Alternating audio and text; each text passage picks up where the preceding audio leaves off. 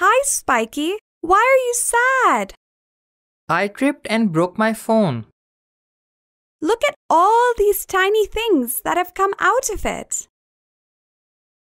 Bubbles. Spiky's phone is an electronic device, and it is made up of many different electronic components. Electronic? What's that? Electronics is the study of how to control the flow of electrons. It deals with circuits made up of components that control the flow of electricity. Electronic devices such as computers, radios, TV, and cell phones are all made up of different electronic components. The word component simply means a piece of or a part of something. Let's take a closer look at the components that form an electronic device. This tiny component is called a resistor. It's so colorful. Yes, the colors show how much resistance value the resistor has.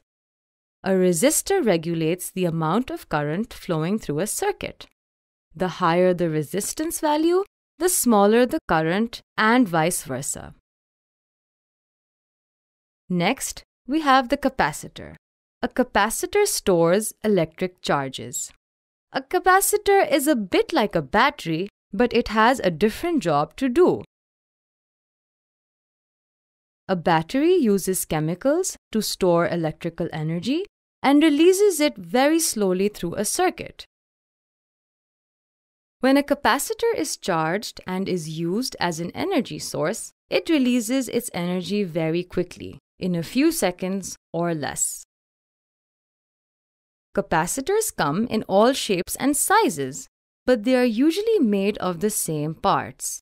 There are two conductors, known as plates, and an insulator in between them.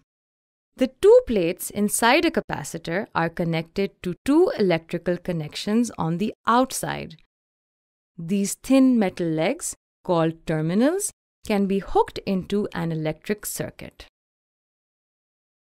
The amount of electrical energy a capacitor can store is called its capacitance. Capacitance is measured in a unit called farad. The capacitance of a capacitor is a bit like the size of a bucket. The bigger the bucket, the more water it can store. The bigger the capacitance, the more electricity a capacitor can store. What else do we have here? This one? This is a diode. It makes sure that current flows only in one direction. Another kind of diode is the LED, which stands for light-emitting diode. LEDs glow when current passes through them. They are used as indicator lights and in some letter and number displays like those on digital clocks. Oh, look! I found a clip! A transistor is an electronic component with three legs. It takes in a tiny electric current at one end and produces a much bigger electric current at the other. Therefore, it is used to amplify or switch electronic signals and electrical power.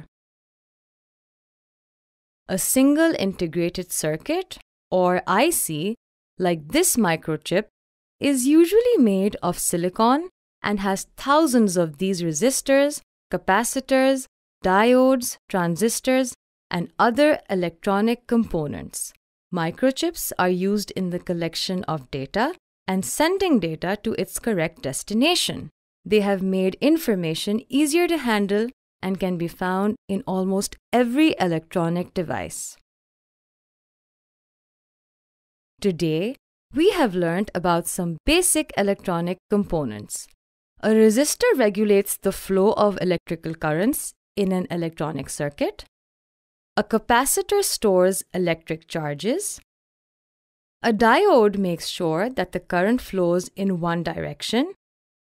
LEDs are a type of diode that glow when current passes through them.